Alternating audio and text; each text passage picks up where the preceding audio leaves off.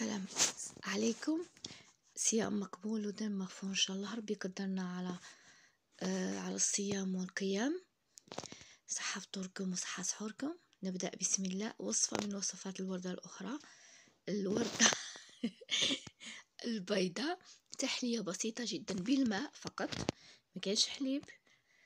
فلون بالطبقات. هنا عندي 2 كيسان من الماء، علبة فلان شوكو مع مغرفة واحدة من السكر وملعقة واحدة من الفرينة البيضاء وملعقة من الفانيلا. نخلطوا هذه المزيج الأول كل شيء بارد على بارد، حتى يذوب السكر وهذيك حبيبات الطحين، ونديوها على نار هادئة. ثم نحضر المزيج الثاني، نفس الشيء 2 كيسان من الماء، مغرفة من السكر ومغرفة من الفرينة. هذه مرة فلان نوارة من ذوق الفانيلا. تقدروا تحطوهم يطيبوا في نفس الوقت وتخليهم يبردوا. تحلية بسيطة جدا بالطبقات. تقدروا ديروا الطبقة تالي ملا بقول فخاز بدوك الفراولة. انا درت هنا غير 2 طبقات. هنا حطيت طبقة الفلون شوكو وخديتها في الثلاجة حوالي 10 دقائق، بردت لي. كي جمدت وكانت هذه راح توجد لي، زيت حطيتها فوقها.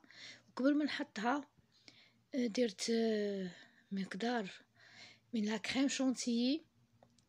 تقدروا تحطوا نفس المقدار من الحليب البارد جدا او ناقص اصبع باش تجيكم لا شونتيي طالعه مليح وجيتكم ثقيله.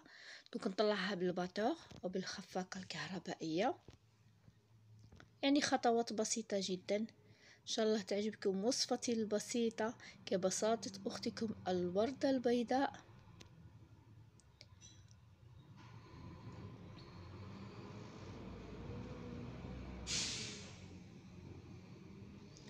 هنا راح نزيد لها علبة زبادي بذوق الفراولة، تعطينا ذوق بنين بزاف لهذه التحلية.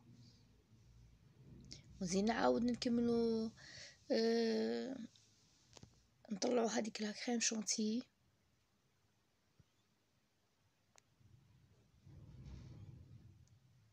راكم تشوفوا هاد المكونات كلهم متوفرة، وما تديش وقت كبير، ونبدلوا من التحليات الكلاسيكية.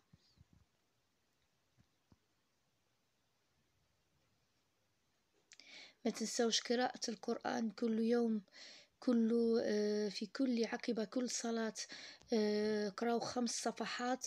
انا هكذا ندير، كل ما تقراو 5 صفحات باذن المولى تعالى تختموا ختمه كامله للقران الكريم.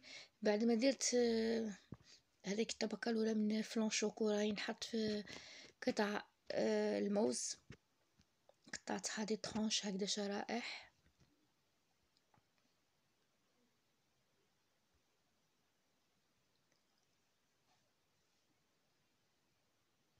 كذلك نوصيكم بالصلاة الإبراهيمية. والله الصلاة على سيدنا محمد والله العظيم فيها يعني تعطيكم راحة للنفس، وتحل جميع مشاكلكم بإذن المولى تعالى. ناديت الخليط الثاني تاع تحلية الفانيلا لا كريم شونتيي بهذه الطريقة أو بأي طريقة تحبوها نتوما تزينوها مع هذوك الحبيبات. والله جات روعة وبنينة بزاف. حتى ولو أن هذا الفلون بالماء صدقوني والله العظيم غير جا بنين، خاطر زدتلو لافاني، زدتلو هذاك الفلون، ملعقة السكر. جربوها ان شاء الله وتعجبكم. حاولوا تبدلوا المنيو تاع شهر رمضان، كل يوم نحاولوا نبدلوا تحلية جديدة. ما تنسونيش من صالح دعائكم. اترككم في حمى الرحمن. ربي يقدرنا